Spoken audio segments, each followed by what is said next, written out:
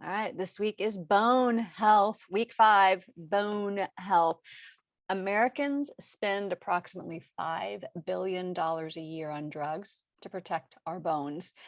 Thinning of the bones is a natural process, and in and of itself, that's not really the problem. The problem arises when bone porosity increases to the point where we begin fracturing hips, something that really about 15% of older Americans do. Now, a bone scan, wait, for some reason it says my screen share paused. I don't know why it does that. So here we go again. A bone scan, oh, whoops. Ah! A bone scan isn't the only measurable aspect of bone health. I mean, it's important for sure, don't get me wrong.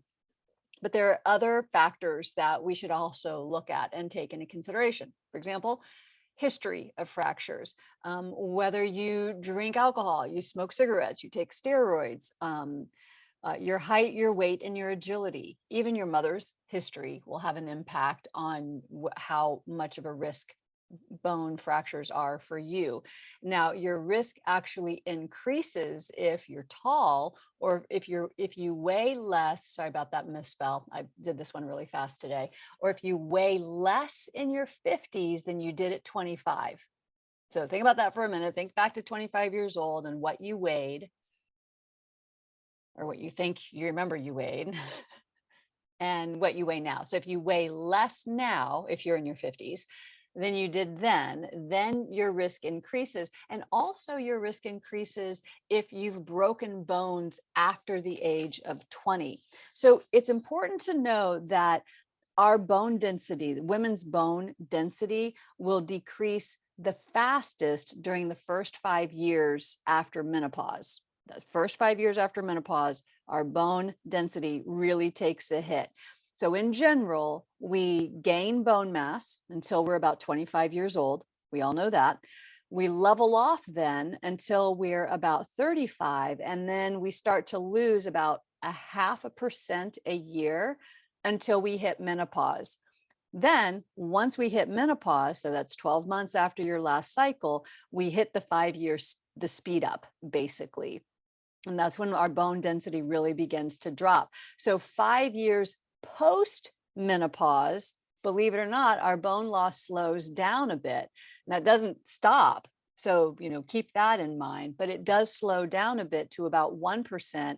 And then it actually backs off to about 5% after the age of 70. And I think this is important to know. And the reason that I bring it up is because we tend to start getting our bone density scans right around menopause. And we have to keep in mind that there's that 5-year window where it's really going to tank.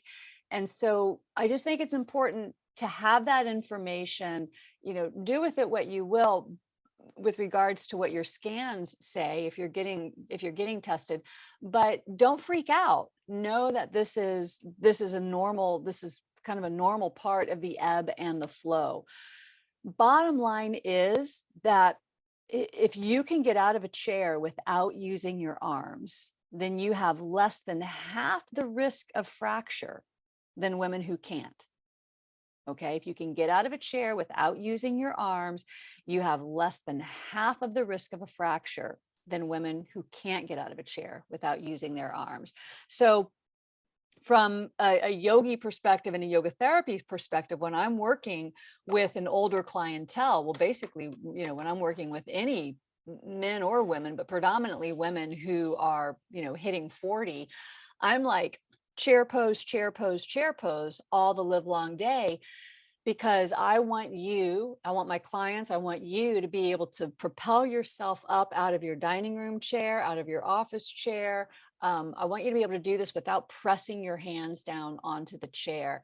More people end up in a nursing home due to their inability to get out of a chair than any other reason at all. So the more you can, every time you lift yourself up, start practicing doing this without the use of your hands and your arms. It's really, really important.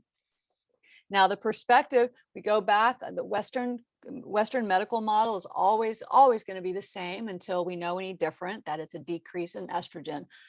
that's causing the bones to become so porous. And from the Ayurvedic perspective, again, it's always going to be vata, vata, vata, vata. Vata time of life starts about 55, 60 years old and takes us through to the end. It's the fall, if you will, the fall or winter of our life, as the external, so the internal. So you know what the environment, the atmosphere is like during fall and winter. Things get drier. The elements of air and space are really dominant. Our environment becomes, excuse me, our environment is much, much drier. Leaves and flowers and buds are becoming crackly and crunchy. Likewise with us, hydrate, hydrate, hydrate.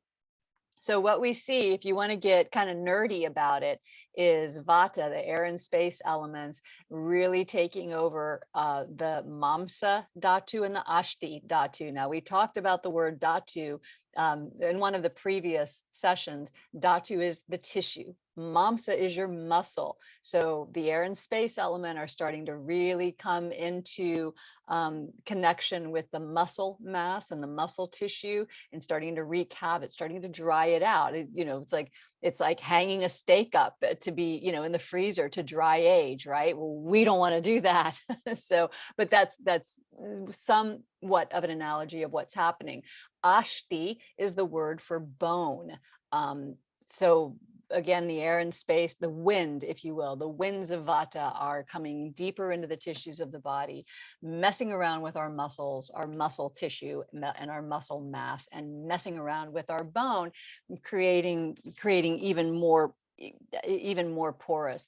Now, I want to look at this slide. I'm not going to spend a lot of time here, but I want to expose you to this concept in Ayurvedic medicine that we are made of 7 layers of tissue. I think I've mentioned this before, but this gives you a little bit of a breakdown or a visual of the domino effect. Ahara is the word for food. Ahara literally means food. It also means that which we take in from outside. So it can be literal food that we put in our mouth. It can also be the food or the stimulation that we're taking in from outside, what we're listening to, the impressions, conversations, movies, the news, temperature, etc. So we take, but for our purposes, let's talk just about food that's on our plate. We take in the ahara, we take in food, we start to digest the food, and once we're digesting the food, then the food moves into the tissues of the body. The rasa is the plasma, or the lymph. It's often, we just loosely translate it as lymph. So the first tissue of the 7, if you will, is the lymphatic tissue. That gets fed, air quotes, first. The lymphatic tissue, the lymphatic system, takes what it needs from your digested food and sends the rest into the blood tissue.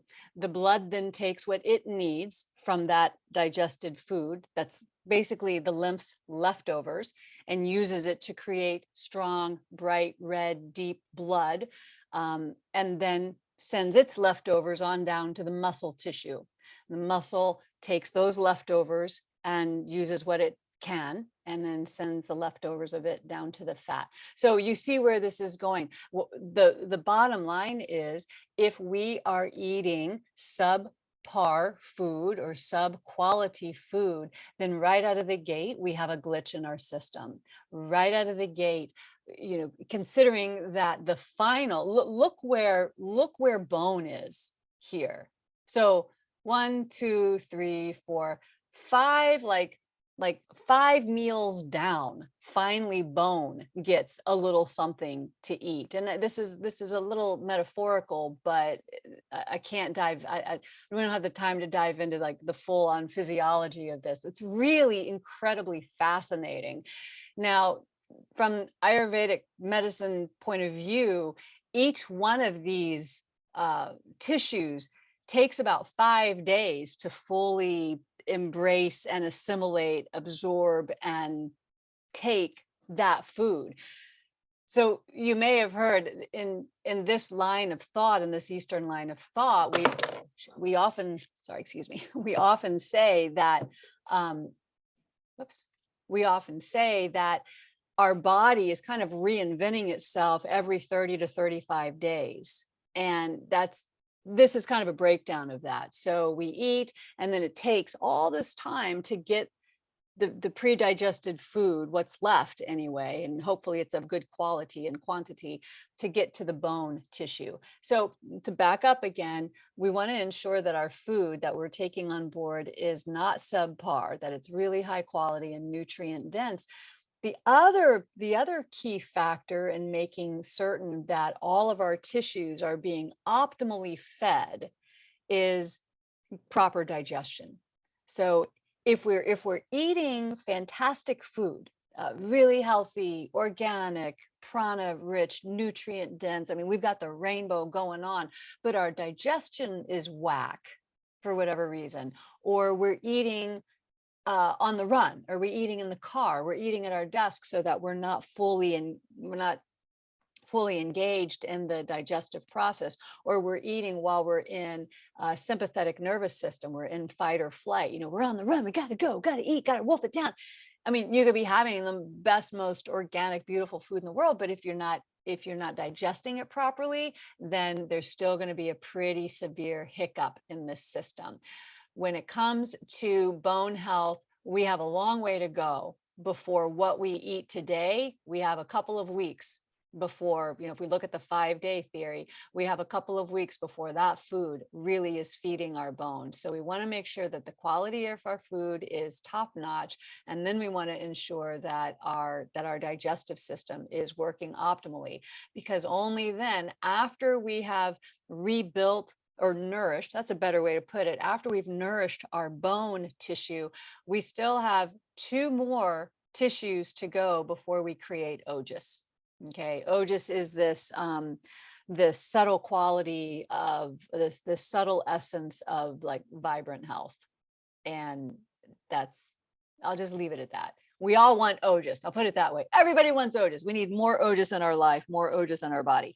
So that's like a really fast Reader's Digest condensed version of how our food feeds, nourishes the tissues of our bodies.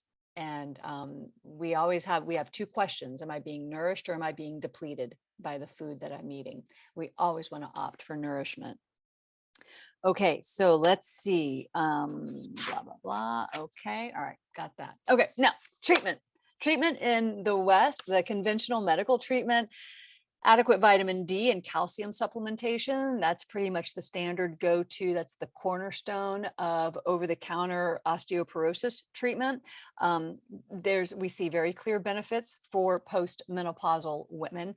Now, vitamin D alone has been shown to increase bone mass density in women over 63 years old. Vitamin D plus calcium, vitamin D plus calcium daily increased bone density in a study, also decreased bone turnover and decreased non-vertebral fractures.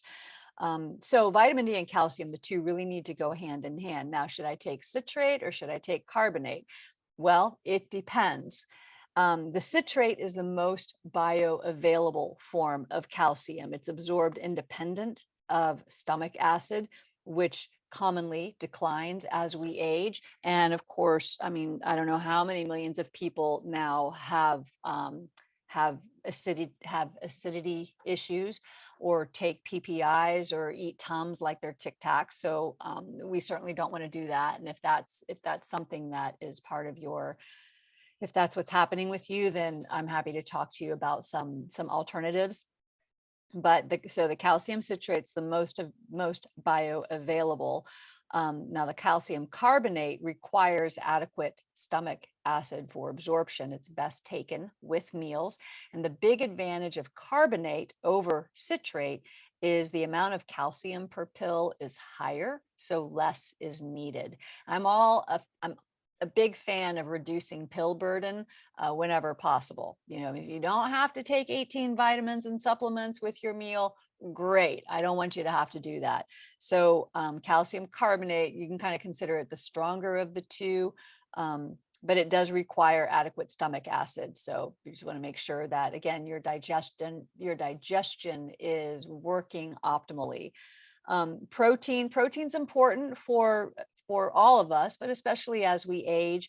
And we hit like the 70-75 mark. We really want to make sure we're getting adequate protein. 20 grams daily has been shown to lead to positive outcomes. But keep in mind there are some sources out there that show that an increase in animal protein actually hinders calcium absorption. So, I mean, I always want to advocate getting your protein from plants. There's plenty of protein in plants, all the plants. I mean, and I don't just mean, you don't have to go around just eating celery stalks, but like legumes, beans. There's plenty of protein out there available that does not have to come from an animal source. Exercise, really critical. We're going to talk about that even more this week. But aerobics, weight bearing, resistance exercise, all of these are effective at enhancing the bone mineral density of our spine. Walking is effective even, so you don't have to go out there and hit the pavement and run a marathon unless that's your jam. But walking is effective in improving bone mass density of your spine and your hips. So yeah, and then estrogen replacement therapy. I mean, I'm not anti medication. When you need it, you need it, and there is a time and a place to use it. Estrogen replacement therapy does slow osteoporosis, but it doesn't prevent it, and it doesn't reverse it, but it will slow it down. And I would, if you're considering it, I would use it only after it's very clear that lifestyle, dietary, and the herbal supplementation that we're going to talk about here in a minute, if those have been insufficient to maintain your bone health, then absolutely talk to your doctor. Be cognizant of the risks and know what you're getting into, but absolutely there's a time and a place. I do want to throw this out. This information I got, I don't think I have. Oh, I do. This is if any of you are interested in kind of the Eastern meets Western perspective of menopause and aging, this is really, really an incredible book. Balance Your Hormones, Balance Your Life. It's by Dr. Claudia Welch. She's an Ayurvedic doctor. She's a doctor of acupuncture, an Eastern medicine wizardess. It's a really excellent book, and I've gained so much from her perspective.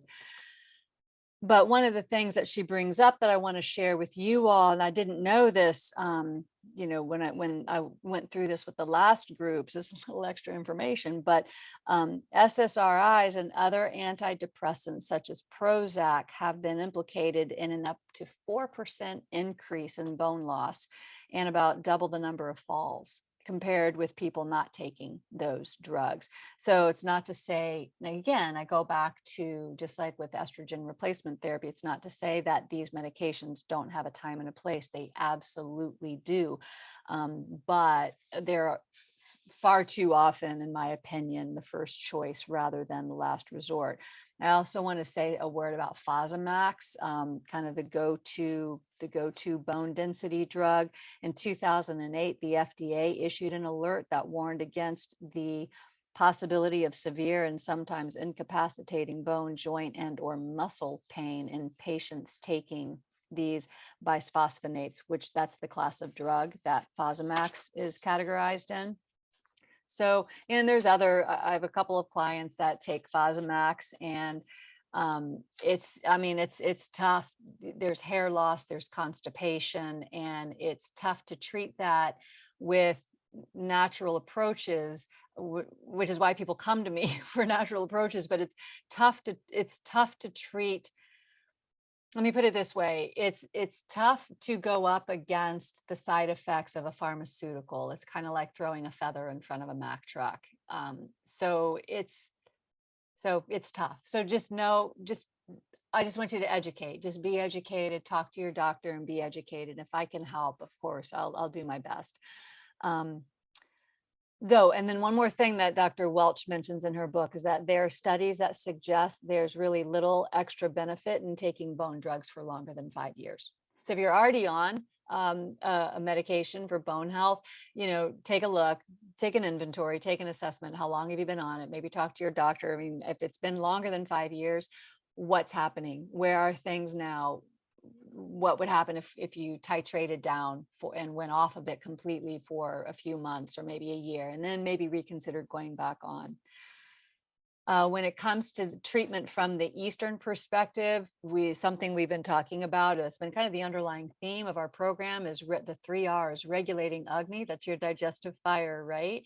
We talked about that the very first week. There were herbs and spices and protocols that you can investigate that are pretty much over the counter, that you can investigate to keep your digestive fire burning steady. We want to remove AMA. You've done that in spades with the liver cleanse. AMA is that toxic funk, right? So you've been eating apples, you've been eating beets, you've been clearing out your liver, you've been really moving your bowels. I mean, stuff is leaving you. The stuff you no longer need is leaving the station, which is great. So you're removing AMA. And then the last thing we do is we rebuild Ojas. And I'll get to this at the end, but I will circle around back to rebuilding Ojas at the end, because it's something that we just want to work on. We want to work on all three of these kind of like constantly throughout our lives. They don't always have to be at the forefront, but just, on the back burner. How's my digestion today? Do I feel a little too hot today? Am I running a little slow and sluggish today? What do I need? What do I have in my herbal, my Ayurvedic home apothecary medicine cabinet? What spices do I have? What teas do I have? Do I have any ginger that'll help stimulate my appetite or stimulate my digestion a little bit? Do I have any maybe CCFT that'll help cool my fire a little bit? We just kind of want to take the pulse, if you will. Or maybe, I know that this Friday night I'm going to have a really big meal because I'm going to go out with friends and go to a show. So I want to kind of prep for that and maybe take a little digestive enhancement before I go, or maybe make sure I have an extra triphala on hand when I come home.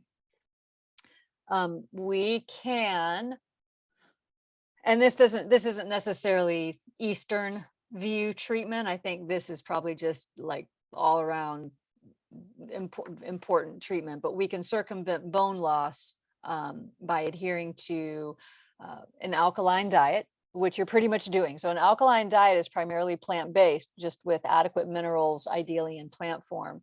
You want to limit and avoid acidic foods. You're already doing that. You're already there. The acidic foods are the artificial sugars, meat, soda, alcohol, coffee. These are all acidic foods. You're already there. Yay, check, check. Increase weight bearing exercise and activities. I'm going to drop I think it's a 20-minute, 25-minute yoga video that I made with hand weights. I love it. I love it. I love it. I love it. I mean, it might be blasphemous to have hand weights on a yoga mat. Jimmy Crack Corn, I don't care. I think it feels good. It makes me feel good. It makes me look good. I feel like, I got deltoids again for a change. Like, I don't know where they went, but they left when I turned about 42. So I mean, use the weights anyway. So I'm going to drop that for you tomorrow. And yeah, so bone building herbs, that's where we're going next. Now, here we are, black cohosh and remifemin. This seems to be coming up all the time. I mean, it's kind of a deal. So black cohosh in 2 different animal studies, so take that into consideration. Positive results using black cohosh extract in inhibiting bone loss. So that's good news. Now, more studies are needed, but remifemin shows up for us again and again as a potential winner, because the only ingredient in remifemin is black cohosh. So, I mean, yeah, you could go online to an herbal apothecary and order black cohosh. You could go to Mountain Rose Herbs and order black cohosh. There are probably other brands of supplements out there that are just black cohosh. I don't know what they are. All I know is that remifemin is kind of leading the way with it's being one of the most widely studied black cohosh supplements on the market. So you can take it directed. Remifemin comes as a tablet. The this article here, this published article here that I cite down at the bottom, that's actually using an extract, and you're already familiar with what an extract is from the Kutki. An extract is typically a very strong alcohol-based medicine. So this study, again, the one at the bottom of your screen, provides very strong evidence that remifemin could be used for the prevention of clinical post-menopausal osteoporosis. So great, that's another big win for black cohosh and remifemin.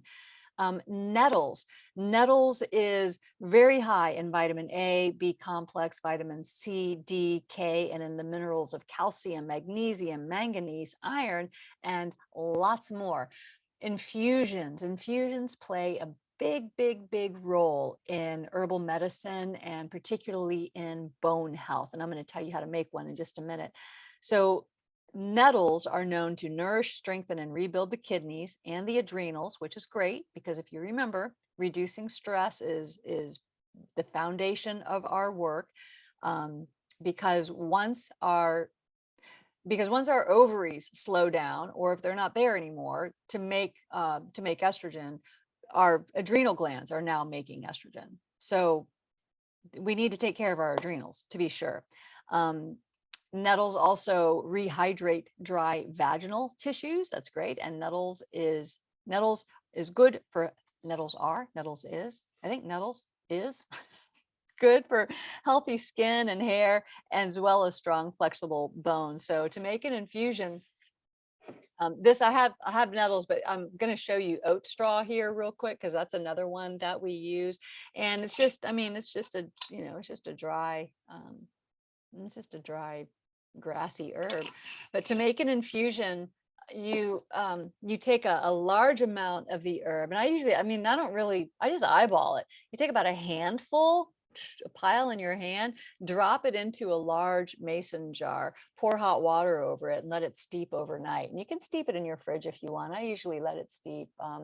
Yeah, you can steep it in your fridge. Some people will want to steep it under the full moon and all that jazz, whatever. That's great. But then the next day you drink it, and you've got like a quart mason jar. You can drink it. You can drink that for over 2 days, and you could drink this throughout the week.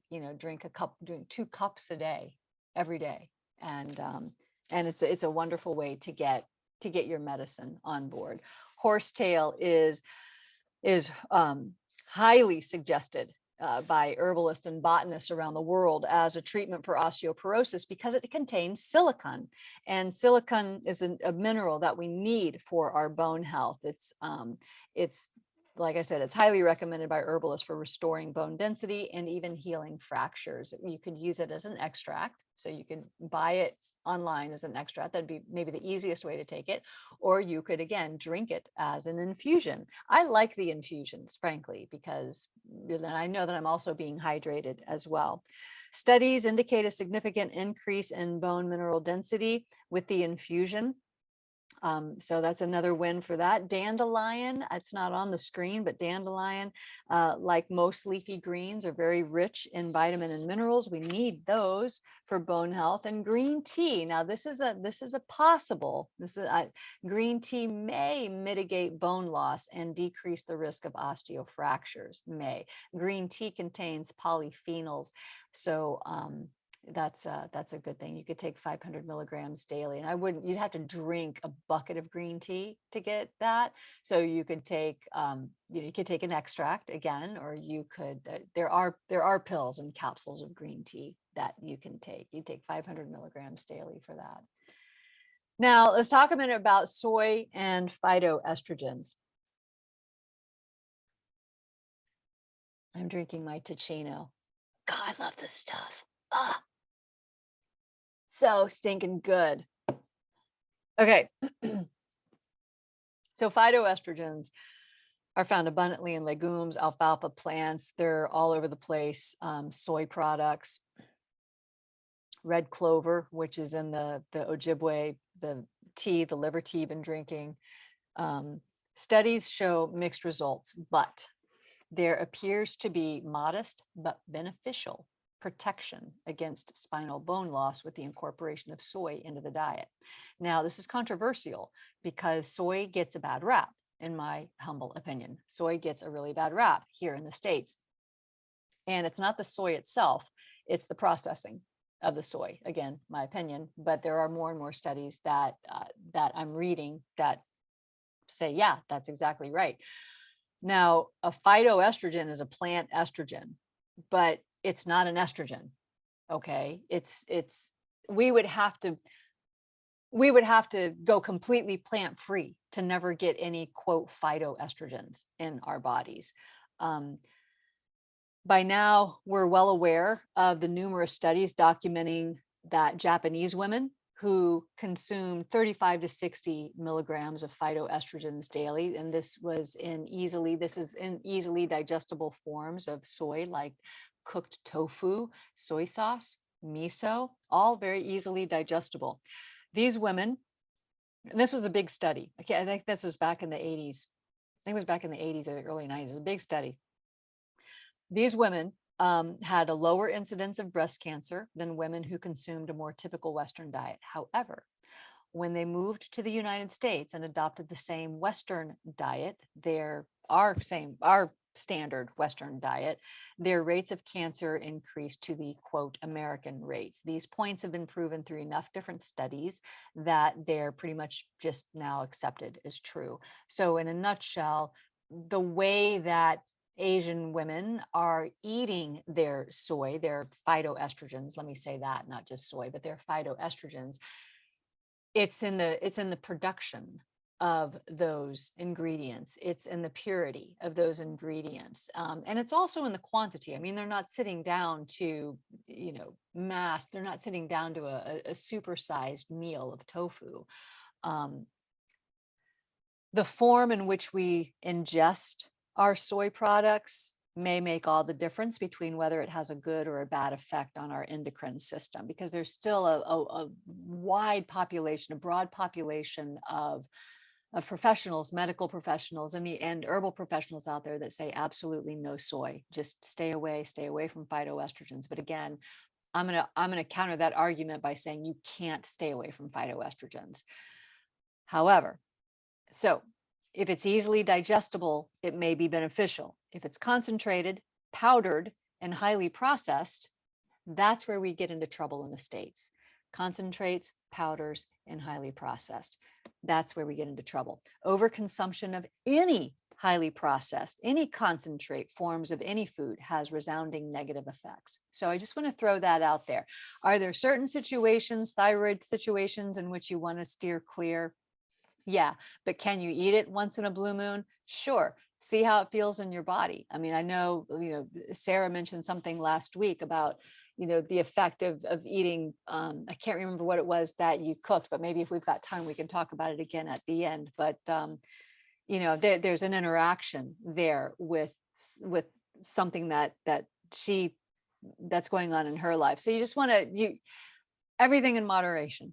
But just keep in mind, we can't get away from phytoestrogens because eating a plant-based diet is where it's at. So here is an example protocol for bone density, for increasing bone density. And some of this comes from the book. I think I showed this to you last week. Susan Weed, that's actually her name. She's an herbalist, ironically.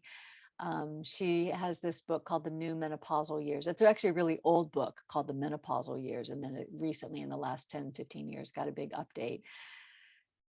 So in this book, a study in which exercise, and by exercise, that means a 50-minute vigorous walk 4 times a week, and a calcium-rich diet, 1,600 milligrams a day. So that's diet that's mostly from food. Reversed osteoporosis and bone mass increased. This is a study. I'm sorry I don't have the link on the screen. I'll be sure to change that before the next group. But this is a study that she quotes in her book for anybody who wants to grab it. And the protocol was to drink 1 quart of herbal infusion 4 times a week, and that could be nettle, red clover, oat straw, or you get horsetail. You can mix and match them. I mean, doesn't have to be just a straight nettle infusion. You can do, I'll take a little nettle and a little oat straw. And then the next one, I'll make a little oat straw and a little horsetail. You can mix and match them. They're actually good. They just taste like a grassy herbal tea. And you can add honey, you can add a maple syrup or stevia or monk fruit to it.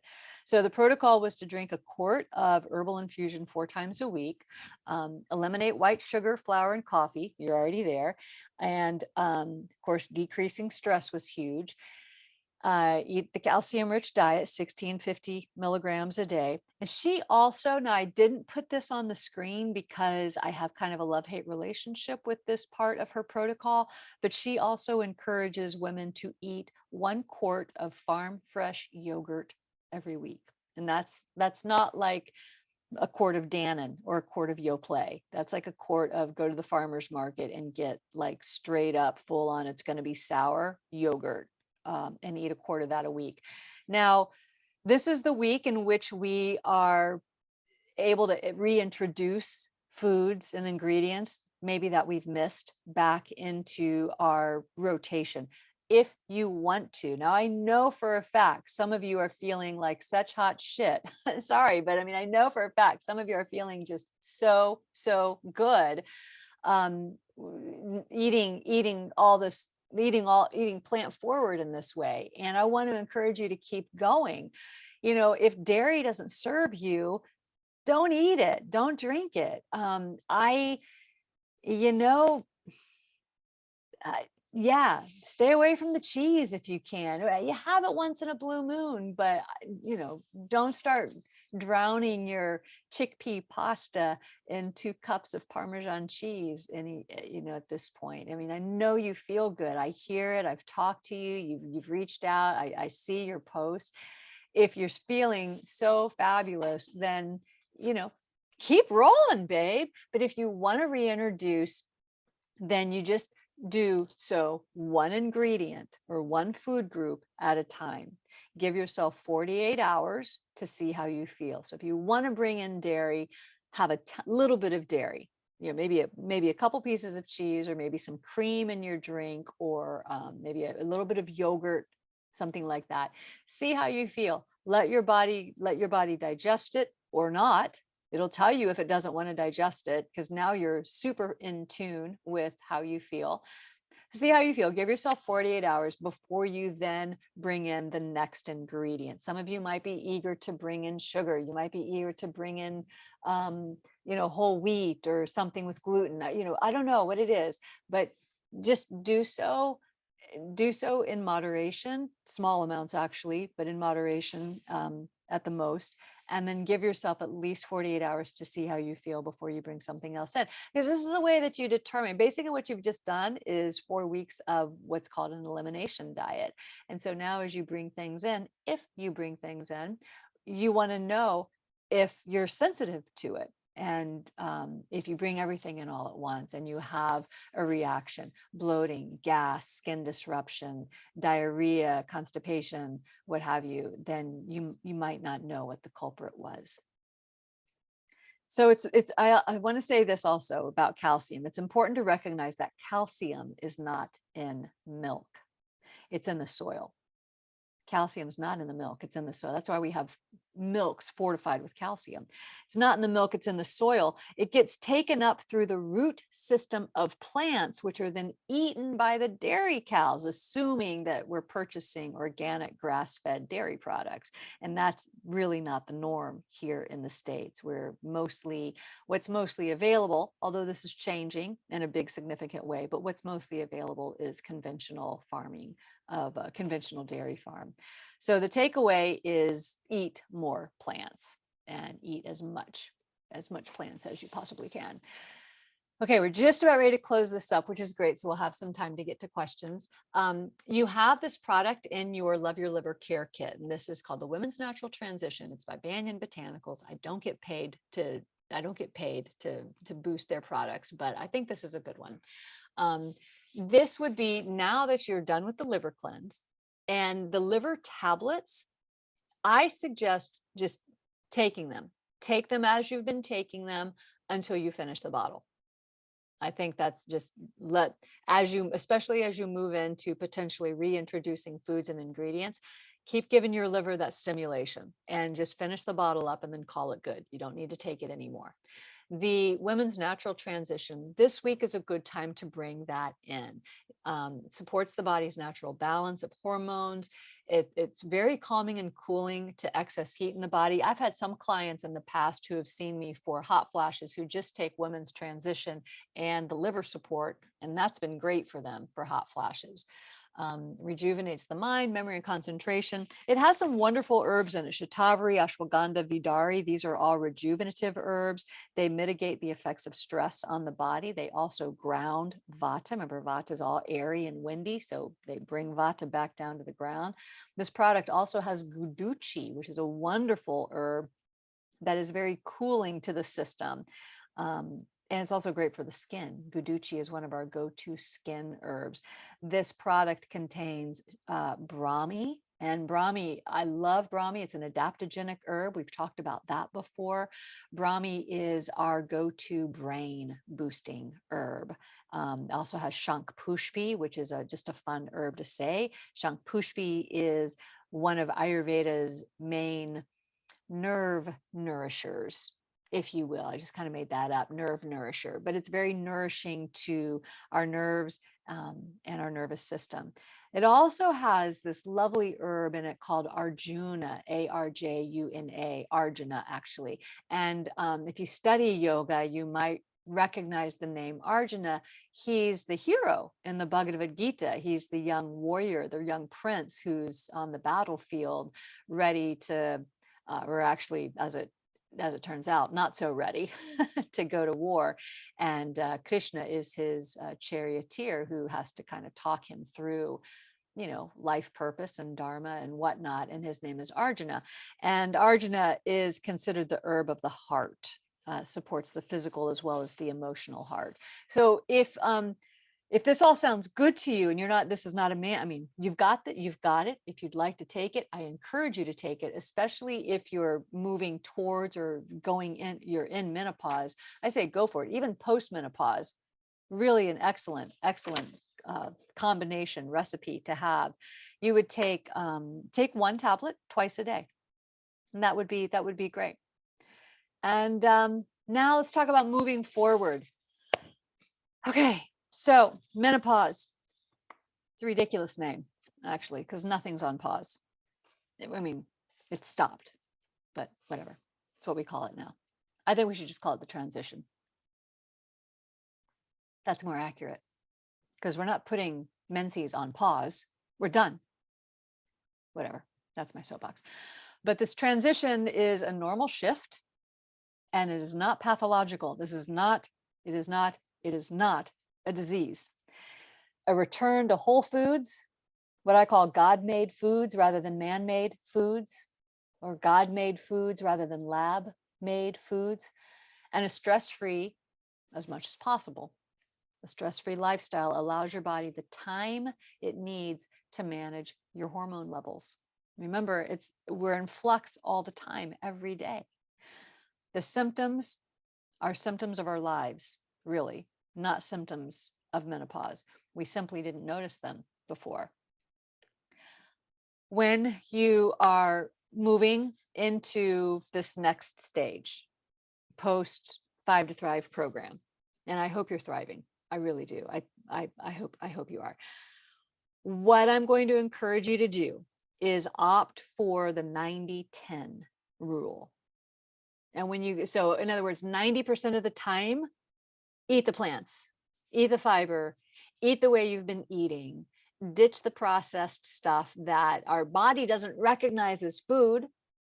And in fact, I like what Lori said on the Facebook page. I don't know if it was yesterday or today, but she commented that she had kind of a light bulb moment in which she realized when she eats or consumes processed items, it's taking up space. It's taking space away from true nourishment. And I think I just bastardized it, but you can find it. It's on the Facebook page. It was really lovely the way she explained it, and it made so much sense to me. So 90% of the time, eat like you're eating because it makes you feel so good. So keep doing it. 10% of the time, do it. Make it count. Eat something naughty. Naughty. That's just, I shouldn't even said that. That's terrible. There's no naughty food. There's no naughty food.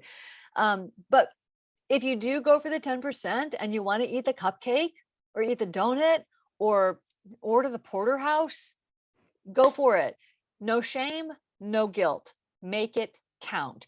No throwing, but also no throwing in the towel and saying, oh, what the hell? Well, dang, I just ate the steak. So I guess I'm just going to give up. No.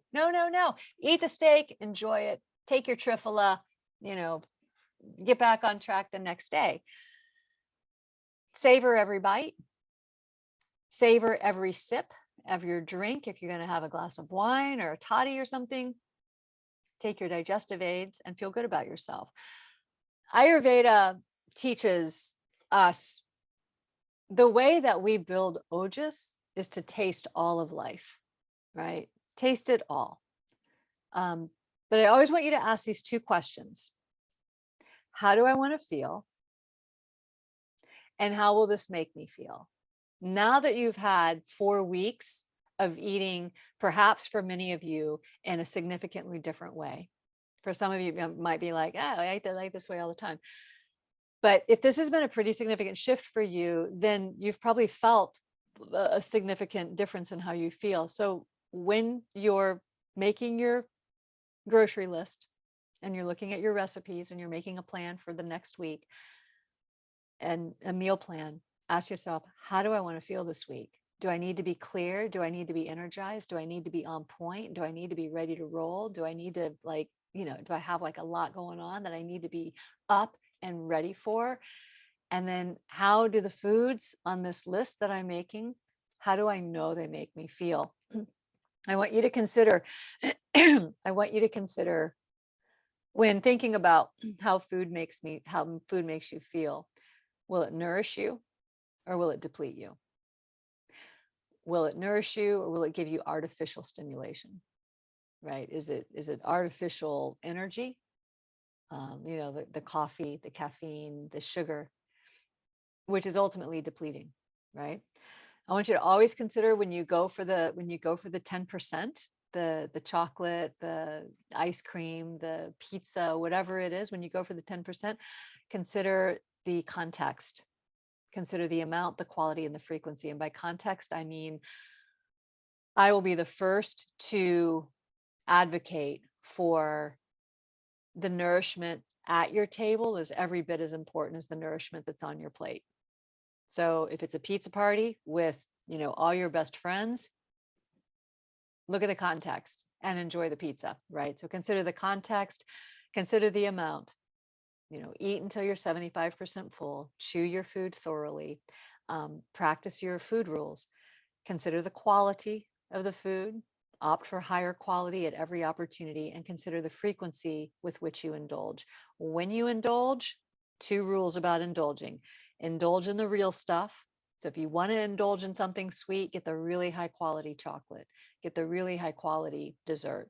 And then rule number 2 is no shame and no guilt. All right. It's 90-10, 90-10. This change of lifestyle for most of us who maybe weren't raised in this way, eating this way, this takes a while. For most people, it takes 6 months to 12 months to really shift their eating habits. So, you've had 4 weeks of a, pedal to the metal immersion in plant-forward, plant-based living, plant-based eating. And I hope it's been inspiring to you. And I hope it's been inspiring to the people that are around you, watching you eat and make these choices. But I also want to encourage you to don't give up if, 2-3 weeks later, you're like, I don't have the support anymore. And I know what I'm doing. And I'm just going to throw caution to the wind. And remember, this takes time. There's so much material out there. There's an abundance of studies, an abundance of books that are incredibly well referenced to support this shift in your diet, this shift in your nutrition. And like I said, I'm here to help as best and as much as I can. But give yourself grace. to take the time for this to really settle in. Okay, let's see if I can jump into the, okay. Oh, yeah. Oh, and you know what else I didn't mention is the first Monday meetup that we had, I suggested that you all measure your waist, right? Because waist measurement is a better, stronger, more accurate indicator of disease, chronic disease than others. So measure your waist again and see what's going on. Yeah, great. Low vitamin D. Yeah, you definitely want to supplement vitamin D. I mean, I had low vitamin D a couple of years ago and I still take it. My levels are good now, but I still take it. I think it's important. Author's name once more, please. That if you're talking about this book, this is Dr. Claudia Welch. And her book is Balance Your Hormones, Balance Your Life. If you have that interest in kind of the, you know, she gives you both sides, you know, here's Western and here's the Eastern. It's great. It's great. And she dives into a lot of the Chinese medicine because that's her doctorate. I'm more of the Ayurveda, but she definitely brings in the Chinese medicine. That's a good question, Stevie, about the SSRI. I'm not sure. I'm not sure. I don't know, but that's something interesting to look into.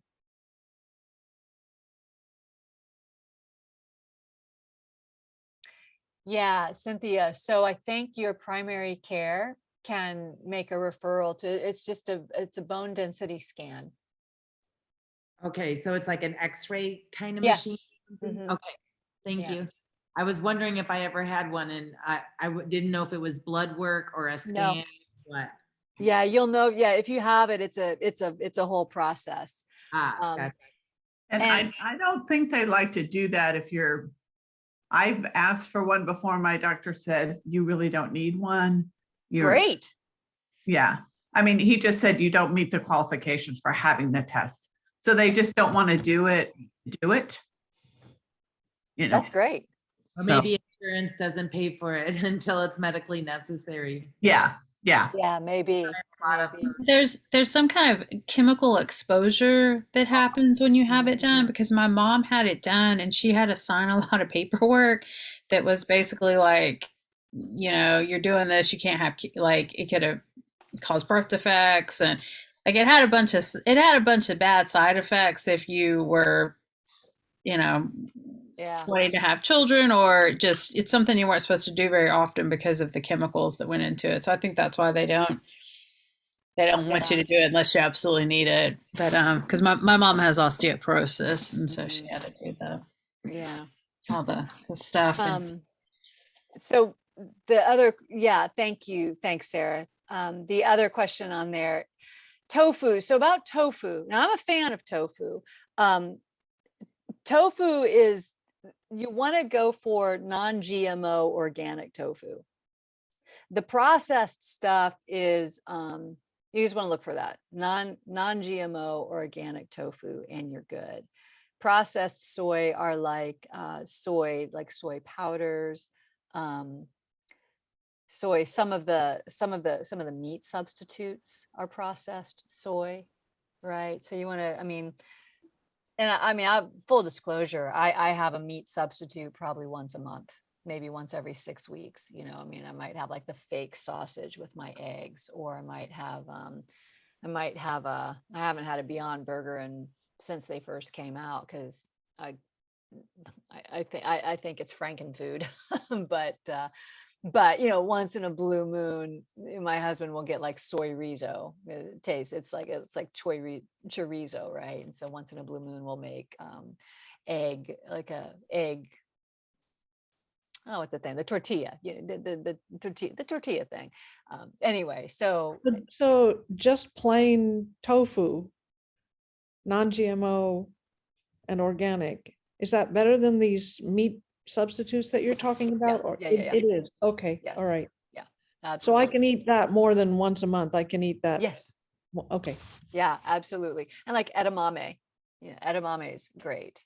Okay. If you can get your hands on that. Yeah. Stevie, do you have a question?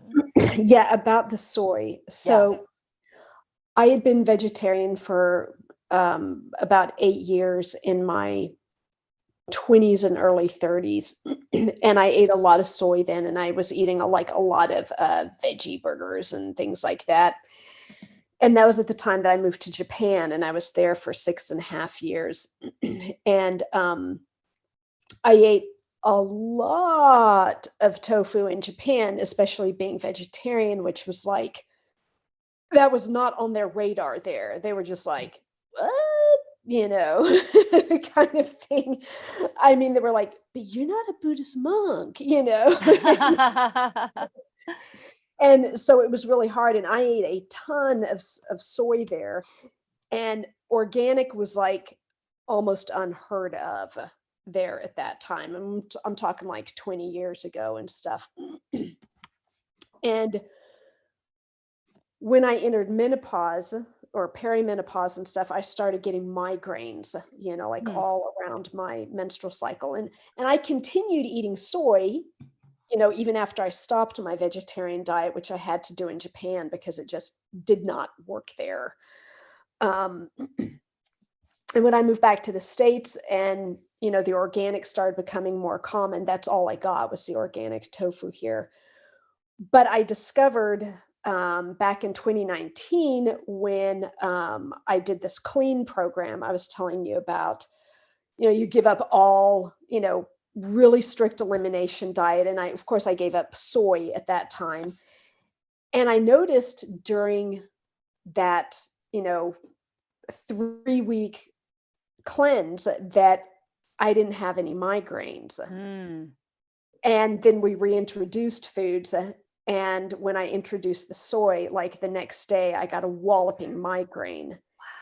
And so I was like, okay, that could be a coincidence. It could be the soy. So I gave it like another week and I ate the soy again and I got a walloping migraine. So it was like undeniable that it was the soy. And that might have been from all the processed soy I ate, back in the 90s when I was, eating all of the veggie meats and stuff. It might have been from all of the non-organic soy that I was eating in Japan, but for me, just because those migraines were, I had them like several times a month and it was so debilitating and excruciating. Just to not have those, I would love to be eating soy again, but it's just not going to happen. Not worth it. Yeah. So I would say definitely stick with organic, and if you're having like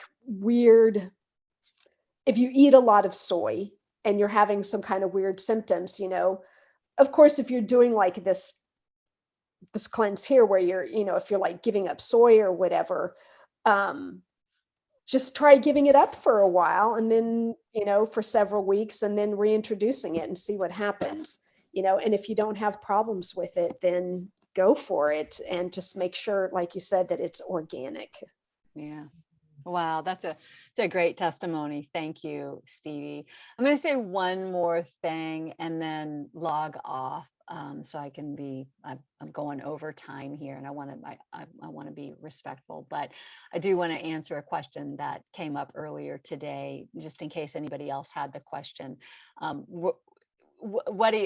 How to eat from the Ayurvedic perspective from this point going forward, and that's a little bit of a loaded question because it really depends, right? And there's something that's going to come out onto the Facebook page in the next couple of days. I can't remember which day I've got it planned for, but talking about using food as medicine, food as nourishment, where food is medicine, food is poison, or food is nourishment, and kind of breaking those three things down. So when it comes to eating from the Ayurvedic point of view, we want to keep these three things in mind. We always want to eat seasonally. So as we move into spring, eat, you can go online and just Google Ayurveda spring food list. and you'll come up. I think Banyan Botanicals has a food list. Dr. John Douillard has a great spring grocery list. And, you know, let that be your guide for the next 4 months. So you want to eat seasonally, you want to eat locally. And to me, that assumes organic as much and as often as possible. And then you want to eat for any doshic imbalances. So coming off the tail end of a program like this, it would be my hope that doshas are balanced, but that wasn't really the theme of this program is understanding this transitional change of life from Ayurvedic perspective. So without diving into, what's the proper Pitta diet, what's the proper Vata diet, what's the proper Kapha diet, we can find those things online to be sure. But once you feel balanced, let's assume this is week 5. Let's assume you feel balanced. Digestion is steady and strong. Elimination is steady. Gas and bloating are kind of by the wayside. Just things are moving. You feel energy, feeling good. When you're balanced, you want to eat seasonally and eat organically. Eat locally, seasonally and locally. Now, Vata people, you always need to have things cooked because cooking is best for your digestion. Pitta people, you can handle more raw foods. Kapha people, you kind of need to have things warm as well. So there's differences. Like I said, how to eat for your dosha. The classic answer and the best answer is really it depends. It depends on what's happening in your life. It depends on what your constitution is. It depends on how you're feeling. So if you'll follow that rule of eating seasonally first and then eating locally / organic, hand in hand, and then eat for how you feel. But anyway, so there'll be more, stay tuned to the Facebook page because I'm going to dive into that a little bit more, kind of the differences between using food as medicine, food as nourishment, on Facebook in a couple of days. Okay. So it's almost 10 after 8.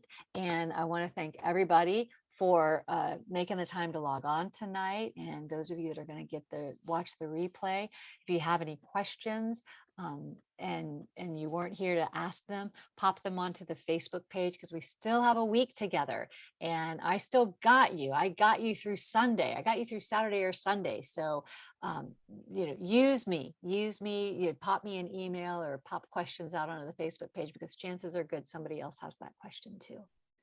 Okay, I'm going to log off. Time to go watch the Olympics. All right. Bye, everybody. Thank you so much. And I'll see you on Facebook. All right. Bye. Bye, y'all. Lisa. Thank you.